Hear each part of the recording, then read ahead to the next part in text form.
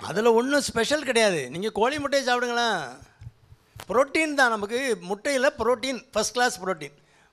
நீங்கள் மட்டன், மீன், milk and egg, இது எல்லாமே ஃபஸ்ட் கிளாஸ் புரோட்டீன். அது புரோட்டீன் ஃபஸ்ட் கிளாஸ் புரோட்டீனா யூட்டிலிட்டி வேல்யூ அதிகம். ஒரு 100 கிராம் புரோட்டீன் கொடுத்தீங்கன்னா உங்கள் உடலில் அது சேரக்கூடிய அந்த தன்மை வந்து பெர்சன்டேஜ் வைஸ் கூடும். நீங்கள் வெஜிடபிள் புரோட்டீனில் எடுத்திங்கன்னா சோயாபீன் தான் நம்பர் 1. அது 70% நம்ம பாடியில் அக்செப்ட் ஆகும். அது ஃபஸ்ட் கிளாஸ்.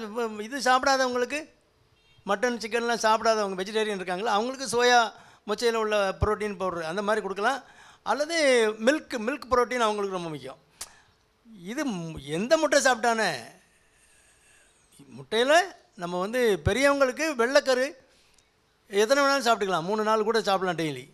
மஞ்சக்கருவை வந்து ரெஸ்ட்ரிக்டடாக சாப்பிடணும், ஏன்னா அதில் நிறைய கொலஸ்ட்ரால் இருக்குது. ஒரு நாளைக்கு தேவையான கொலஸ்ட்ரால் ஒரு மஞ்சக்கருவில் இருக்குது. அதனால் அது அவன் காடை முட்டை, அதனால் அது பெரிய வேல்யூ இருக்குதுன்னு சொல்லுவான். அது ஒன்றும் கிடையாது. எல்லா வேல்யூம் ஒன்று தான். அந்த புரோட்டீனுடைய அந்த வெள்ளைக்கருவில் உள்ளது தான் நீங்கள் புரோட்டீன் வேல்யூ. மற்ற மஞ்சக்கரு வந்து கிட்டத்தட்ட நம்ம தவிர்க்க வேண்டிய ஒரு உணவு தான். ஆனால் வாரத்தில் 1-2 சாப்பிட்டுக்கலாம், ஒன்றும் தப்பு கிடையாது. கொலஸ்ட்ராலும் வேணும் உடம்புக்கு. அதனால் கொலஸ்ட்ரால் அதிகமாகக்கூடாது. டெய்லி 2 முட்டை 3 முட்டைலாம் போட்டு ஆம்லேட் போட்டு டபுள் ஆம்லேட் போடு, அது முடித்ததும் 2 பாயில் கொண்டா, ஆஃப் பாயில் கொண்டா, இப்படிலாம் சாப்பிட்றாங்களா, அதுதான் தப்பு. அது வாரத்தில் 2 நாள் 3 நாளைக்கு நீங்கள் எல்லாம் ஆம்லேட் போட்டு சாப்பிட்டுக்கலாம்.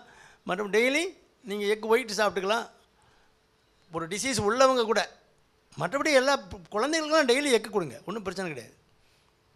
காடை முட்டை தானே தேடிட்டுலாம் அலைய வேண்டாம். காடை, கவுதாரி, கோழி எல்லாம் ஒன்று தான். வாத்து முட்டை ஒரு வாடை அடிக்கும், இந்த முட்டை நல்லா இருக்கும், அவ்வளோதான்.